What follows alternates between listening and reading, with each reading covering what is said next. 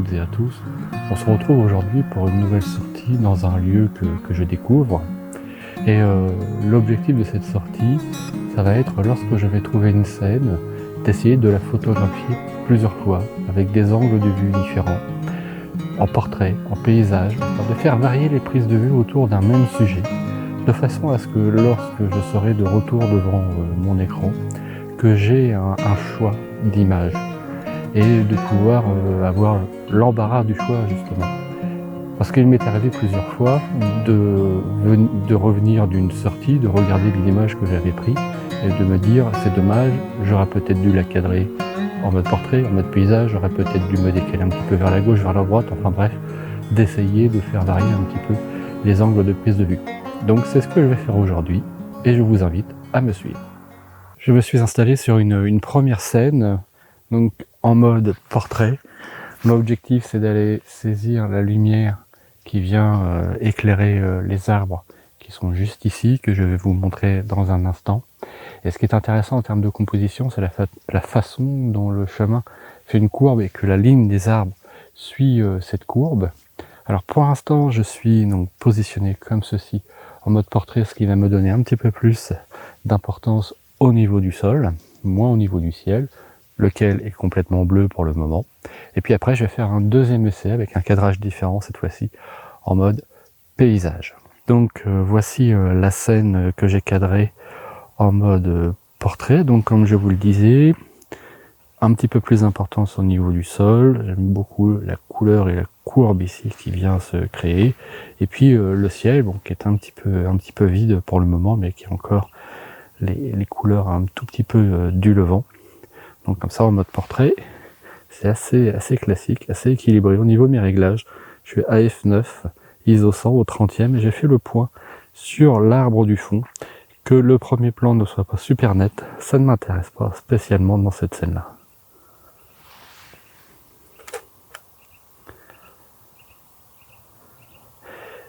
Et maintenant, je vais me mettre en place pour une deuxième prise de vue.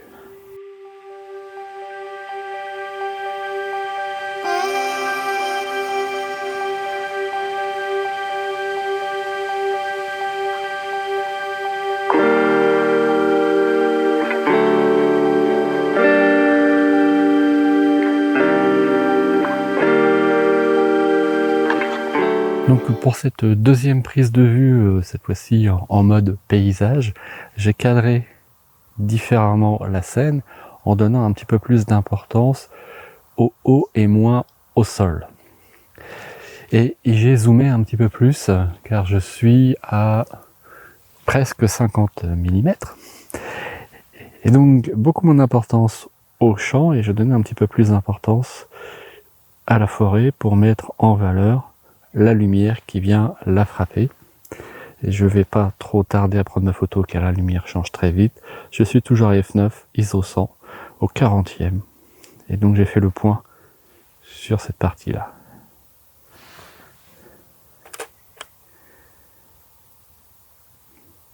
Et je me demande si ça serait pas intéressant d'essayer un cadrage un petit peu plus large.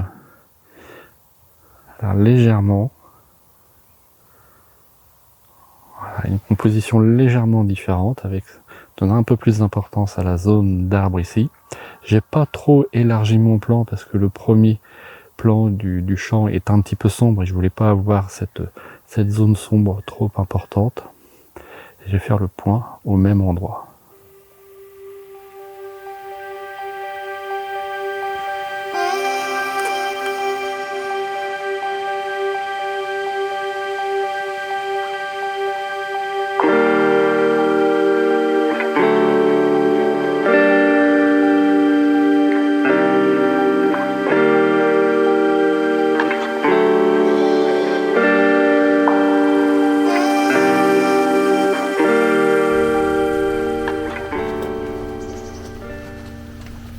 Vous l'aurez compris, l'objectif de cette sortie, c'est de démontrer qu'en multipliant les prises de vue, on a moins de frustration lorsqu'on revient devant son écran. En effet, là, c'est pas très gênant. Je suis à un quart d'heure de chez moi. Si je me rends compte qu'il y a une scène que j'aurais dû cadrer ou prendre différemment, c'est assez simple d'y revenir. Mais imaginez un petit peu qu'en parcourant plusieurs heures de route ou carrément en partant dans un voyage lointain dont on sait qu'on n'aura qu'une seule occasion de le faire, ce serait quand même un petit peu dommage, une fois rentré chez soi, de s'apercevoir que, en fait, on est allé trop vite, on s'est précipité, on a pris la photo qui nous semblait la plus évidente et on est peut-être passé à côté de photos plus intéressantes.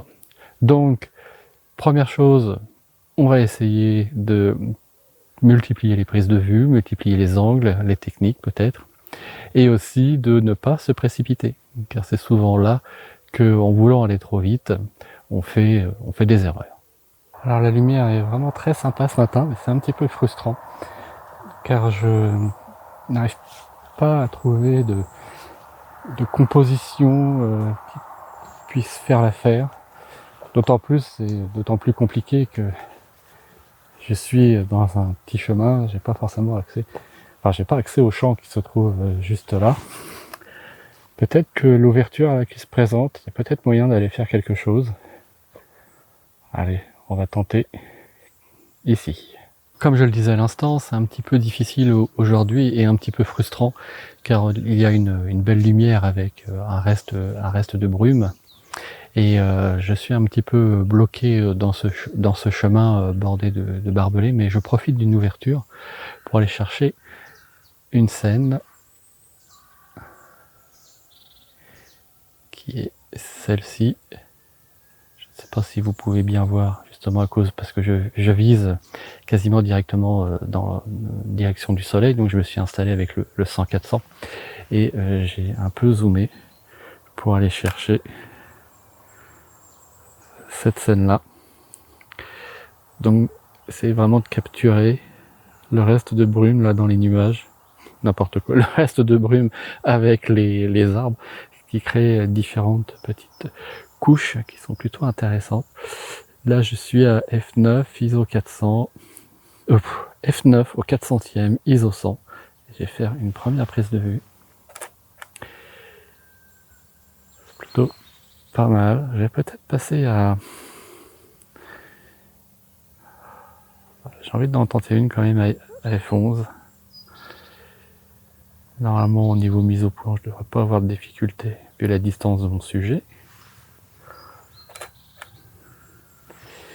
Et si j'essayais de zoomer un petit peu plus, d'avoir quelque chose comme ça avec les arbres vraiment plus en bas et un petit peu cette brume en haut, mais je voudrais avoir peut-être un petit peu plus d'arbres, donc je vais baisser un tout petit peu l'appareil. Donc là j'ai baissé un petit peu plus l'appareil, mais pas trop pour pas récupérer le champ au premier plan. Donc là j'ai une ligne d'arbres comme ceci et la brume ici. Je vais refaire le point et on y va.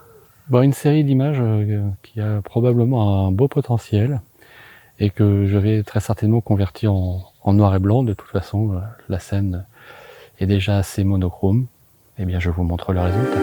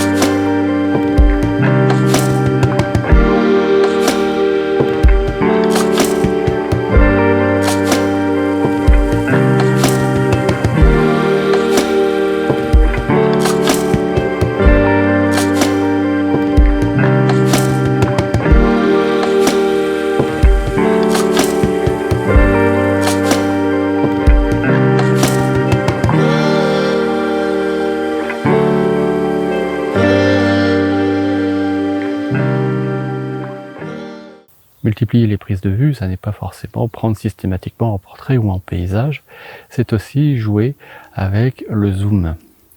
Je me suis installé sur cette scène. Une scène très bucolique, très campagnarde. J'aime bien le bâtiment là, qui est un peu au loin, les vaches dans différents herbages, et puis la lumière là, qui est encore sympathique. malgré le fait que la matinée commence à être avancée un peu.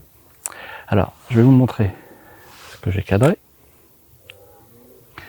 Donc, j'ai une scène comme celle-ci où j'ai zoomé un petit peu plus, histoire de resserrer un peu et d'avoir la partie de l'ombre là qui va prendre un petit peu moins d'importance.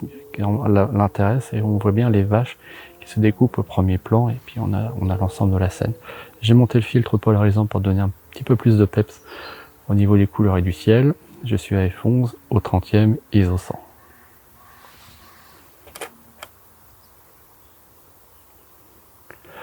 Ensuite, j'aimerais faire la même, mais dans un premier temps, en dézoomant un petit peu plus, comme ici, voilà. Donc pour avoir une vue un petit peu plus large, je vais décaler un petit peu vers la gauche, non, un peu vers la droite, parce que si je décale vers la gauche, en effet, là je coupe pas les vaches là, mais je fais apparaître un petit peu l'arbre sur ma gauche, donc je vais décaler un peu plus vers la droite, comme ceci, cadrer légèrement différent la même scène. Je vais refaire le point.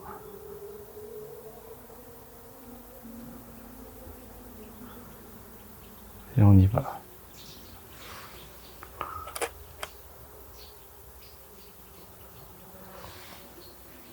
Et si je tournais encore un petit peu,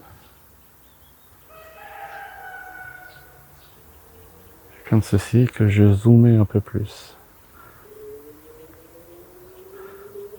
voire beaucoup plus. Là, voilà, comme ça, c'est pas mal aussi.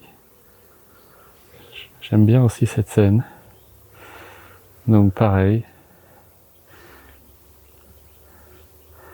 Je vais refaire mon point. Tac. Et on y va.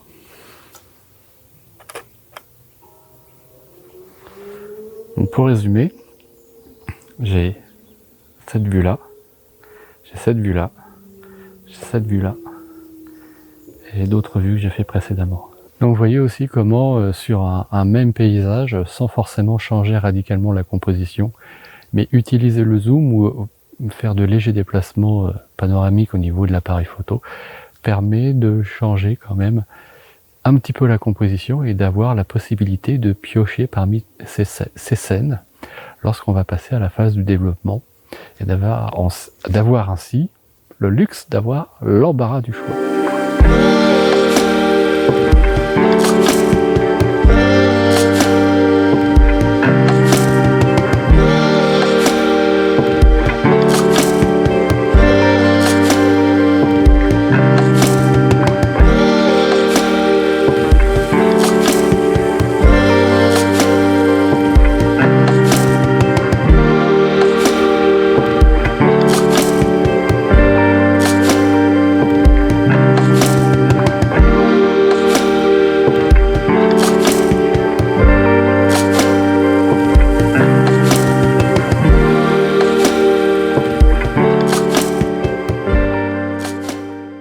C'est la fin de cette sortie au cours de laquelle j'ai voulu aborder le sujet de multiplier les prises de vue.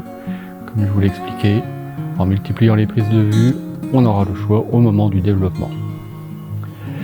J'espère que cette sortie vous a plu, qu'elle vous a permis d'apprendre quelques petits trucs et que les photos qui l'accompagnent également.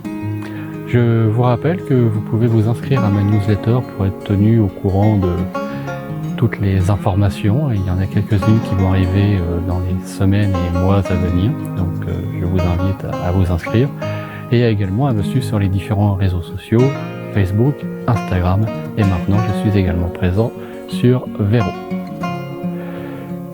Et bien si cette vidéo vous a plu, n'hésitez pas à mettre un petit j'aime. Si vous découvrez cette chaîne, eh bien abonnez-vous et n'oubliez pas de cocher la petite cloche pour être tenu au courant des prochaines publications. En attendant de vous retrouver pour une prochaine sortie, je vous souhaite une très bonne semaine et à bientôt. Salut!